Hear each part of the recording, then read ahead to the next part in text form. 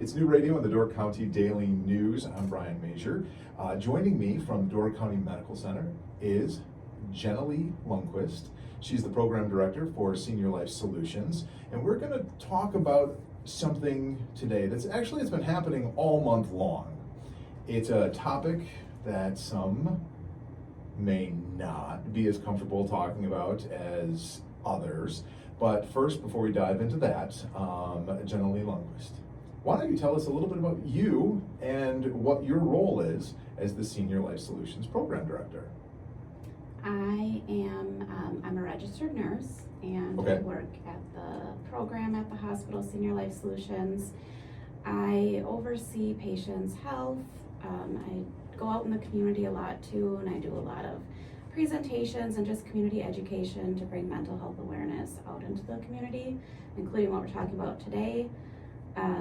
Our program is a mental health program for people 65 and over that might be experiencing anxiety or depression related to life changes as they age, such as like having to move into a smaller home, maybe retiring and not knowing what to do with their life anymore now that they're retired. They might have a spouse who has a chronic illness and they're suffering, trying to take care of their spouse and themselves. So just any changes that people experience as they age. That's your program. That's your job. Yep. That's a heavy job. Yes. Yeah. And there's only 3 of us there. So it's me. I'm the registered nurse and the program director. I oversee the whole program. And then we have Beth Zielkowski. She is our therapist. She's leads the group and meets one-on-one with the patients. And then we have an office patient coordinator named Christina Blackley, and she just kind of helps me. She's kind of my right-hand person. She helps with scheduling, setting up transportation if needed, and all of that. And you were talking about focusing mostly on 65 and over. Why is that important, especially in Door County? Well, the average age in Door County is about 55 and over. So for having a resource like this in a county that's a little bit older, I believe it's 2nd or 3rd oldest in the state, it's very important. And you're busy, aren't you? Yes, very busy.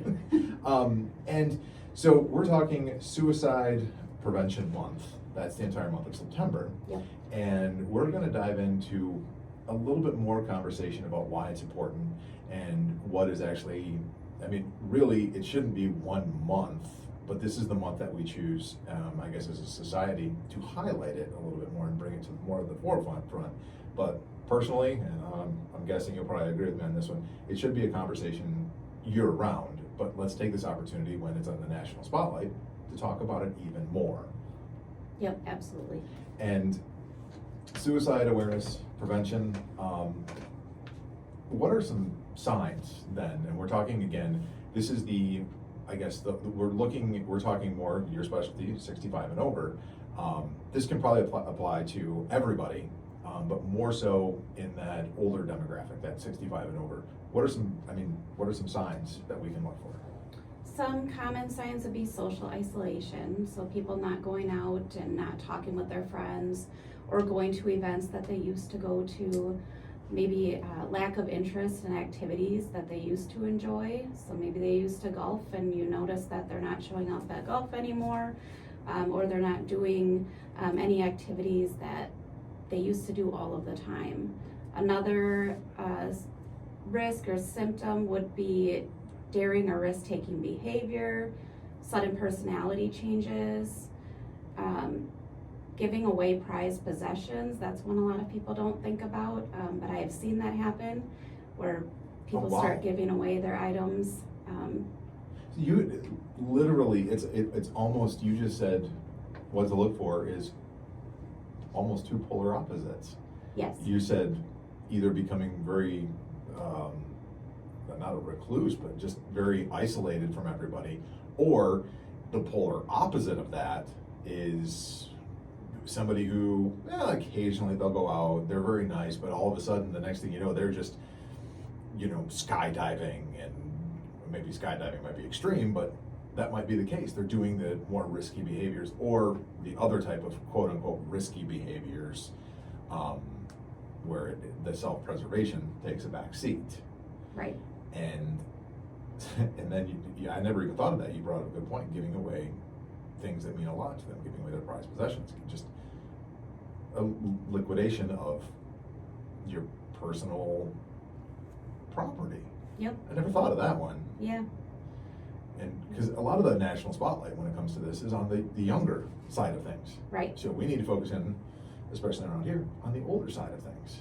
Is there anything else that we should look for? And we can think about, I mean, Yeah.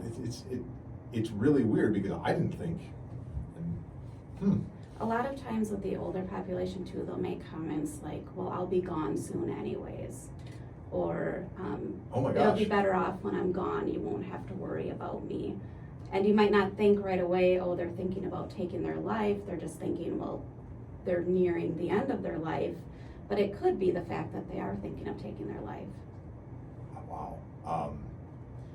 Now, how would you suggest that we start that conversation with them? If we notice those signs, if we notice anything like that, how would we start that conversation with somebody? So it's actually recommended to ask them if they are thinking about committing suicide. So just go point blank. Right, yep. Yes, so just ask them. Studies have shown that asking them doesn't increase their risk, but it actually opens up the door to start the conversation, to get them the help that they need. Wow. Yeah. Now, again, we're talking 65 and over. Now let's put this on there. If they're 64 and they're saying this stuff, that doesn't mean this still applies. Right, yep. This is, I would say, what about younger, a little bit younger, maybe 50s or 40s, if they're showing these signs? Is that still something we can, would it apply, or is this, and Yes. I'm pressing a little bit on this because. Yeah, yes, Okay. yep. Even kids, it's good to ask.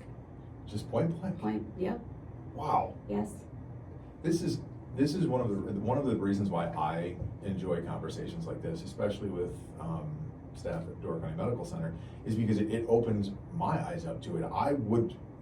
Without this, I would have thought, okay, you kind of have to angle a little bit, sit down and talk, and no, because it was something, and I'll share my story. Back many years ago, I had a stepbrother who committed suicide.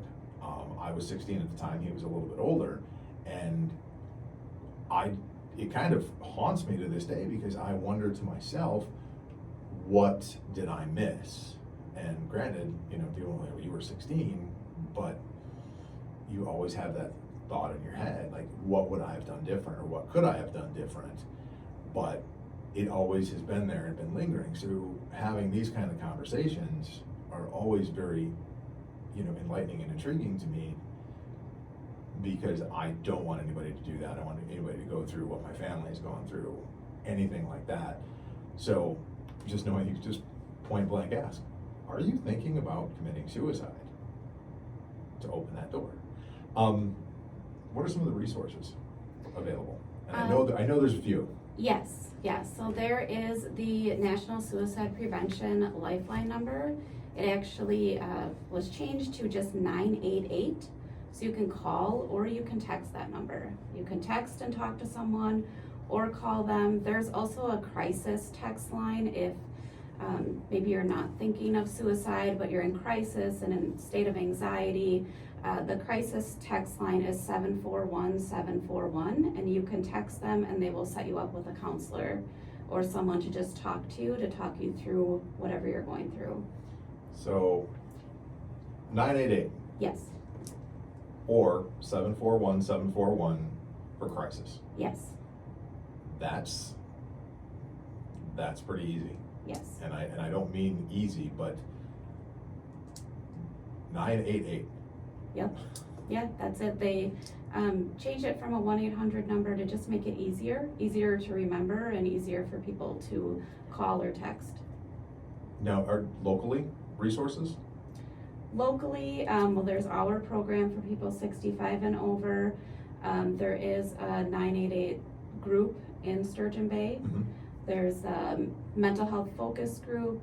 There's always the ADRC, they have great resources. Jack's Place, their mental health resource. So we have a lot of resources available.